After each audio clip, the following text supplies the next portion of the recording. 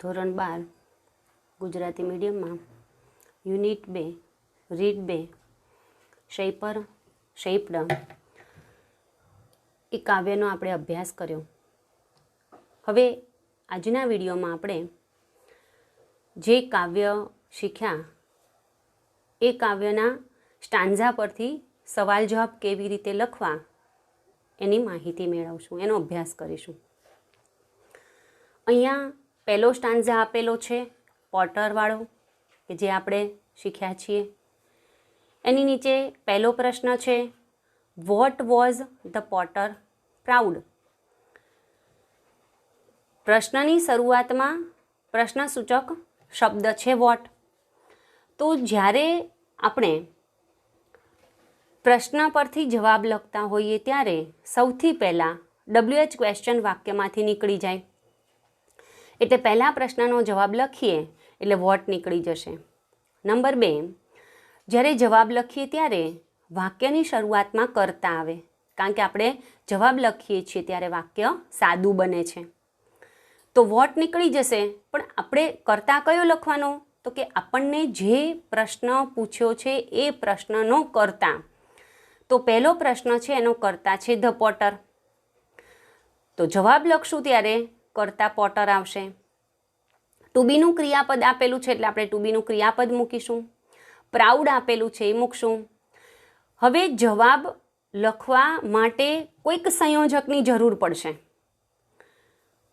તો ડાયરેક્ટ ઇનડાયરેક્ટના નિયમ પ્રમાણે સંયોજક તરીકે ધેટ મૂકીએ છીએ, કારણ કે સાદું વાક્ય છે, સાદા વાક્યમાં સંયોજક ધેટ આવે.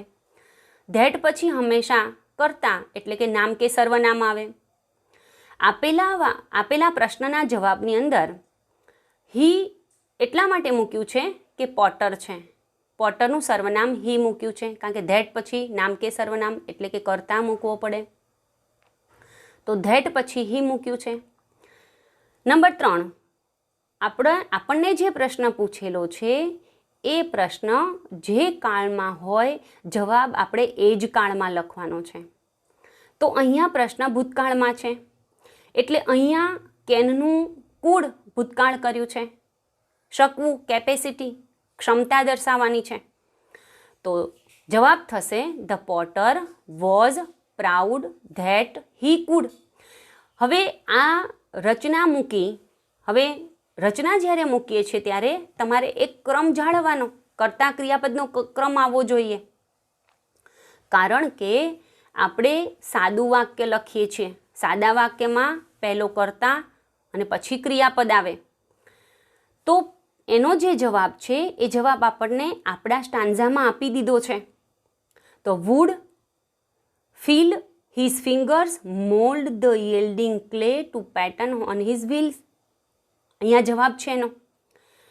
તો કુંભારને શેનો ગર્વ હતો, શેનું અભિમાન હતું, શેનો અહંકાર હતો? તો the Potter was proud that he could, પછી મોલ્ડથી આપણને સ્ટાન્ઝામાં આપ્યું છે મોલ્ડ ધ યીલ્ડિંગ ક્લે. બીજો પ્રશ્ન છે what was the potter realization after winning wisdom. બીજો પ્રશ્ન છે what was the potter realization. Realization એટલે ખ્યાલ આવવો. After winning wisdom. અહીંયા જે પ્રશ્ન પૂછેલો છે એ પ્રશ્નમાં સંયોજક છે અને સંયોજક પછી આપણને વાક્ય આપેલું છે. તો જ્યારે આવા પ્રકારનો પ્રશ્ન પૂછેલો હોય અને જ્યારે જવાબ લખીએ છીએ ત્યારે સંયોજકથી જોડાયેલું વાક્ય છે એને કા વાક્યની શરૂઆતમાં મૂકી દો, કા વાક્યના અંતે મૂકી દો. વાક્યના અંતે એટલે કે આ પ્રશ્નનો જવાબ લખી દીધા પછી આફ્ટરથી વાક્યને જોડી દેવાનું. તો what was the potter realization. જ્યારે પ્રશ્નનો જવાબ લખો ત્યારે એમાં આવતા શબ્દાર્થનું ગુજરાતી કરવા પ્રયત્ન કરો, જેથી તમને જો ગુજરાતી સમજાશે તો કાવ્યમાંથી વર્ડ મૂકવામાં ઇઝી પડશે. આન્સરનો વર્ડ બહુ ઇઝીલી તમે મૂકી શકશો. તો what was the potter realization? What was the potter realization? Realization એટલે ખ્યાલ આવવો. આફ્ટર વિનિંગ વિઝડમ, જ્ઞાન મળ્યા પછી પોટરને શું ખ્યાલ આવ્યો હતો? તો અહીંયા પણ વાક્ય પ્રશ્ન છે એ ભૂતકાળમાં છે, આપણે જવાબ પણ ભૂતકાળમાં જ લખશું. હવે અહીંયા આફ્ટરથી વાક્ય જોડેલું છે, આપણે આફ્ટરથી પહેલાં મૂકી દઈશું અહીંયા. એટલે after winning wisdom, after winning wisdom, જ્ઞાન મળ્યા પછી. પછી કર્તાથી શરૂઆત કરશું, કારણ કે જવાબની શરૂઆત અહીંથી થાય છે. આ તો આપણે સંયોજક મૂક્યું છે, સંયોજકથી જેટલું વાક્ય આપેલું છે એ વાક્ય આપણે અહીંયા મૂકી દીધું. તો after winning wisdom the Potter, પછી અહીંયા ભૂતકાળ છે એટલે એનો જવાબ લખીએ ત્યારે ભૂતકાળ આવવું જોઈએ. એટલે બીકમ છે એનું V2 કર્યું બીકેમ, કારણ કે પ્રશ્ન ભૂતકાળમાં પૂછેલો છે. જે કાળમાં આપણને પ્રશ્ન આપેલો હોય જવાબ આપણે એ જ કાળમાં લખવાનો છે. તો અહીંયા ભૂતકાળ હતો એટલે અહીંયા બીકેમ કર્યું. હવે પોટર છે ને શું મળ્યું હતું? વાઇઝ, જ્ઞાન મળ્યું હતું. એન્ડ અને pride had died away from him. બીજું શું થયું? તો કે પ્રાઇડ, અભિમાન છે, હેડ ડાઈડ અવે ફ્રોમ હિમ, એનામાંથી અભિમાન જતું રહ્યું. And learn to be the clay, અને એ learn to be the clay, માટી બનતા શીખી ગયો. ત્રીજો પ્રશ્ન છે what did the potter do? હવે જ્યારે સ્ટાન્ઝા પરથી જવાબ લખીએ છીએ ત્યારે જેટલો સ્ટાન્ઝા આપેલો હોય આન્સર એટલામાંથી જ લખવાનો છે. એટલે આપણને અહીં પૂછ્યું છે કે પોટર શું કરતો હતો, તો જેટલો આપણને ઉપર સ્ટાન્ઝા આપી દીધો હતો તો સ્ટાન્ઝામાં જેટલું હોય એ જ વિગત લખવાની છે. પ્લસ અહીંયા WH ક્વેશ્ચન છે એ નીકળી જશે. ત્યાર પછી ડીડનો નિયમ સમજી લો. આપણને જે પ્રશ્ન પૂછેલો હોય એ પ્રશ્નમાં ડુ, ડઝ કે ડીડ હોય અને વાક્ય હકાર હોય તો ડુ, ડઝ કે ડીડ નીકળી જાય અને એ મુખ્ય ક્રિયાપદમાં ફેરફાર કરવાનો. એટલે શું? તો દાખલા તરીકે અહીં ડીડ આપેલું છે એટલે અહીંયા જે ક્રિયાપદ હું મૂકીશ જવાબમાં એ ક્રિયાપદનું V2 કરવાનું છે, એટલે કે ભૂતકાળ કરવાનું છે. કારણ કે પ્રશ્ન છે ડીડ એટલે કે ભૂતકાળમાં પૂછ્યો છે. એટલે જે ક્રિયાપદ મૂકીએ એ ક્રિયાપદનું ભૂતકાળ મૂકવાનું. પણ જ્યારે ડીડ હોય, ડુ હોય કે ડઝ હોય અને નકાર વાક્ય હોય તો ડુ, ડઝ કે ડીડ વાક્યમાંથી નીકળે નહીં. હકાર વાક્ય હોય તો ડીડ કાઢી મુખ્ય ક્રિયાપદનું ભૂતકાળ કરો, ડઝ કાઢી મુખ્ય ક્રિયાપદને એસ કે ES લખો અને ડુ કાઢી મુખ્ય ક્રિયાપદનું મૂળ રૂપ લખો. આટલા ફેરફાર કરવાના. તો સૌથી પહેલાં WH ક્વેશ્ચન નીકળી જશે. ડીડ છે એટલે મુખ્ય ક્રિયાપદનું V2 લખશું અને ધ પોટર કરતા છે. તો અહીંયા vote did the potter do? WH question આપણે કાઢી નાખીએ છીએ, કરતા મૂકીએ છીએ ધ પોટર. હવે ડીડ નીકળી જાય એટલે અહીંયા કેન વર્તમાન કાળ છે એનું અહીંયા લખ્યું V2 એટલે કે ભૂતકાળ કર્યું. એ અગાઉ મેં તમને સમજાવ્યું કે જ્યારે કોઈ પણ વાક્ય હોય એ વાક્યમાં જો ડીડ આપેલું હોય તો મુખ્ય ક્રિયાપદનું V2 મૂકવાનું. એટલે અહીંયા ડુ છે એનું ડુ છે એ ક્રિયાપદનો ઉપયોગ નહીં થાય, પણ અહીંયા એની ક્ષમતા દર્શાવવાની છે એટલે આપણે એક્સ્ટ્રા એક ક્રિયાપદ લીધું કેન, સક્ષમતા દર્શાવવા માટે. અને બાકીનો આટલો પ્રશ્નનો જવાબ છે એ આપણને આપણા સ્ટાન્ઝામાં આપી દીધો છે કે કુંભાર છે, પોટર છે એ mould the yielding clay to patterns on his wheels. એ આપણને આપી દીધું છે. આપણે અહીંયા પેટર્ન્સ કદાચ ન લખીએ તો ચાલે, એનું મેઇન કામ છે mould the yielding clay on his wheels. આપણે એટલો જ આન્સર લખીએ તો ચાલે. એટલે આ રીતે જેટલો ફકરો આપણને પૂછ્યો હોય એટલા ફકરાના આધારે જ આપણે લખવાનું છે. ત્યાર પછીનો સ્ટાન્ઝા છે બીજા સ્ટાન્ઝામાં જોઈએ. પહેલો પ્રશ્ન છે, what did the poet do? અહીંયા વોટ છે નીકળી જશે. આ વાક્યનો કર્તા છે ધ પોએટ, એટલે વાક્યની શરૂઆતમાં મેં મૂક્યું પોએટ. બને તો જ્યારે તમે જવાબ લખો ત્યારે એનું ભાષાંતર, એનું ગુજરાતી કરવા પ્રયત્ન કરવાનો, જેથી તમને બહુ ઇઝી પડશે એનો આન્સર લખવામાં. તો અહીંયા કહે છે કે કવિ શું કરતા હતા. હવે ચારે સ્ટાન્ઝામાં કવિ જ આપેલો છે શબ્દ, પણ આપણે જે સ્ટાન્ઝા પૂછ્યો છે અહીંયા એ સ્ટાન્ઝાના કવિની વાત છે. તો અહીંયા ધ પોએટ, પછી કમ્પોઝડ એટલે રચના કરવી, પણ એની જગ્યાએ તમે રોટ લખ્યું હોય, મેડ લખ્યું હોય તો યુ કેન રાઇટ, તમે લખી શકો. તો કરતા છે ધ પોએટ. હવે જુઓ અહીંયા કમ્પોઝડ, મેં કમ્પોઝ એનું V2 કર્યું છે. શા માટે? કારણ કે અહીં ડીડ છે એટલે અહીં ભૂતકાળ લખ્યો છે. તો the poet composed innumerable songs. હવે ઇન્યુમરેબલ સોંગ્સ આપણને અહીં આપી દીધું છે. જ્યારે તમે ફકરા પરથી સવાલ જવાબ લખો છો ત્યારે, કે સ્ટાન્ઝા પરથી સવાલ જવાબ લખો, ફકરો હોય કે સ્ટાન્ઝા હોય, એક વસ્તુ યાદ રાખો કે બને તો જેટલો જવાબ આવતો હોય એટલો જ લખવા પ્રયત્ન કરવાનો, વધારાના શબ્દો એડ કરવા નહીં. તો અહીંયા કર્તા ક્રિયાપદ અને જે જવાબ આવે છે એ કર્મ સ્વરૂપે આવી ગયું. તો આખી સાદા વાક્યની વાક્ય રચના ક્લિયર થઈ ગઈ. તો the poet composed innumerable songs. બીજો પ્રશ્ન છે, what has the poet learn why? What has the poet learn why? હવે અહીંયા પણ વોટ નીકળી જશે. અહીંયા આ વાક્યનો કર્તા છે ધ પોએટ, અહીંયા હેઝ આપેલું છે.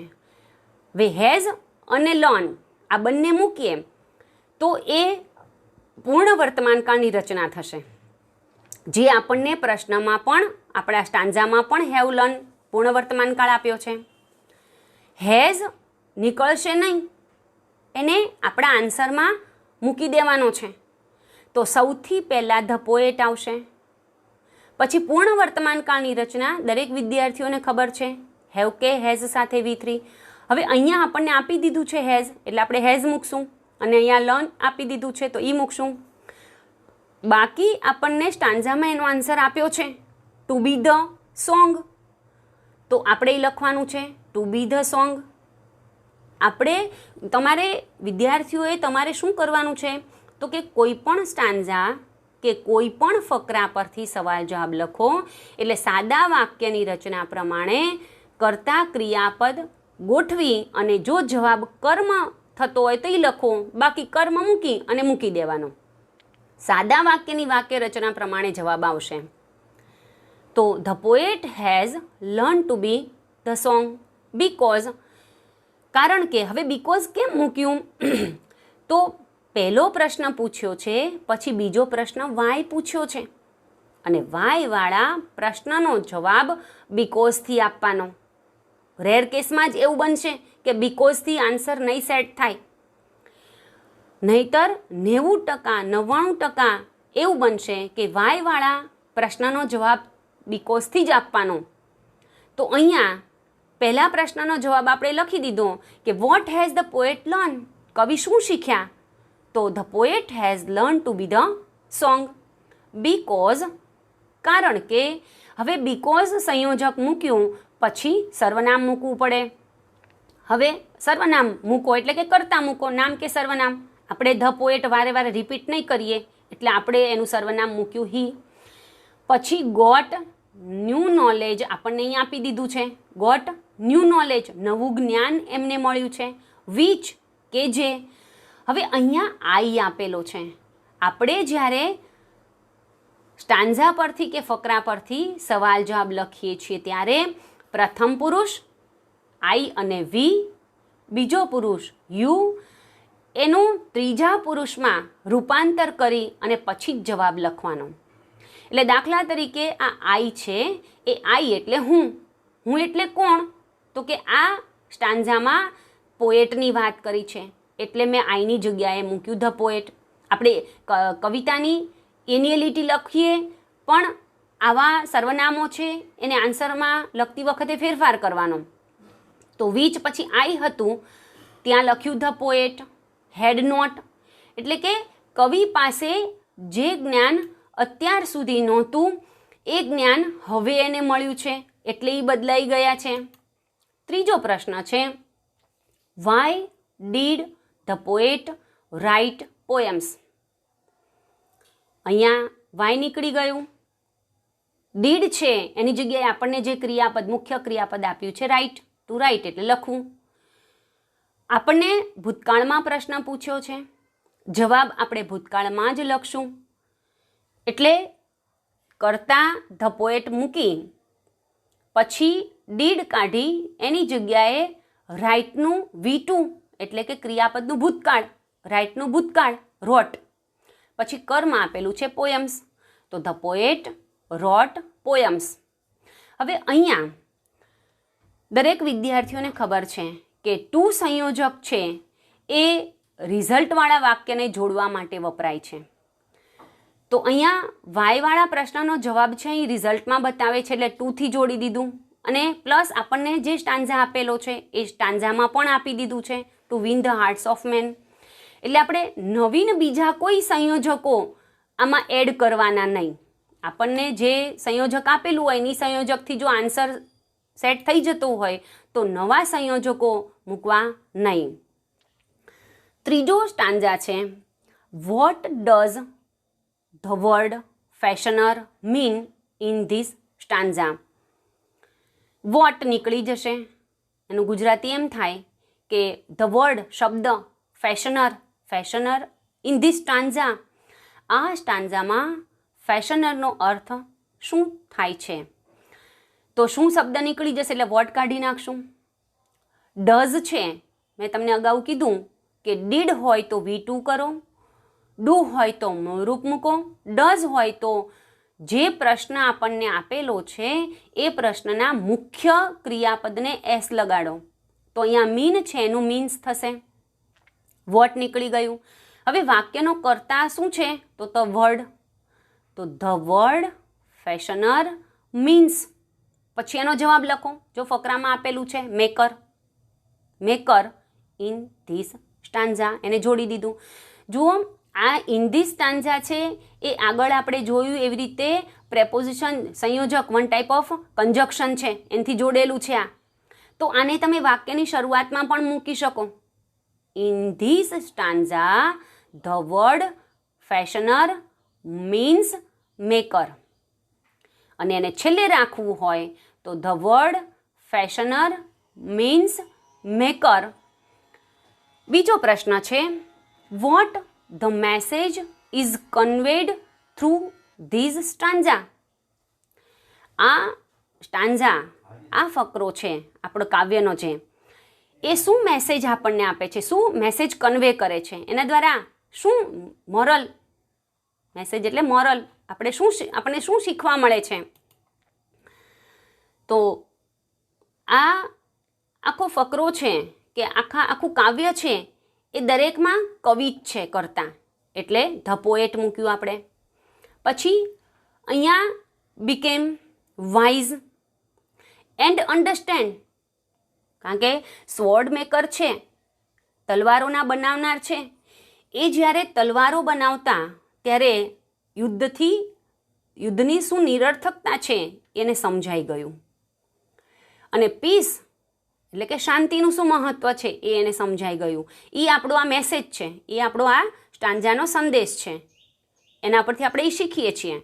તો ધ પોએટ બીકેમ વાઇઝ, કવિ છે એ વાઇઝ બન્યા, એને ડાપણ મળ્યું. એન્ડ અન્ડરસ્ટેન્ડ, અને સમજ્યા. ધ વેનિટી, વેનિટી એટલે નિરર્થકતા, નકામું. ઓફ વોર, યુદ્ધથી નિરર્થકતા આવે છે, યુદ્ધ એ નિરર્થક છે, નકામું છે. પણ મહત્વનું શું છે? The importance of piece. Importance એટલે મહત્વ. પણ આ સ્ટાન્ઝામાં ઇમ્પોર્ટન્સ ઓફ પીસ, પીસ એટલે કે શાંતિ, શાંતિનું મહત્વ સમજ્યા છે. ત્યાર પછી છેલ્લો સ્ટાન્ઝા છે, what was the poet wish for એટલે ની ઈચ્છા હોવી. અહીંયા WH ક્વેશ્ચન નીકળી જશે. કરતા છે ધ પોએટ, તો ધ પોએટ પછી ટુ બીનું ક્રિયાપદ છે ભૂતકાળનું એટલે was wished for. The poet was wished for very wealthy, for being very wealthy. Being એટલે બનવું, હોવું, વેલ્ધી એટલે સંપત્તિવાન, ધનવાન. એની વિશ, એની ઈચ્છા શું હતી? તો કે ધનવાન, સંપત્તિવાન બનવાની એની ખ્વાહિશ હતી. બીજો પ્રશ્ન છે, what did the poet become after winning wisdom. તો અગાઉ આપણે જે સ્ટાન્ઝામાં જોયો એવો જ પ્રશ્ન અહીંયા છે. અહીંયા સંયોજકથી જોડાયેલો પ્રશ્ન છે, આફ્ટર વિનિંગ વિઝડમ. વિઝડમ એટલે કે જ્ઞાન મેળવ્યા પછી, લાધ્યા પછી.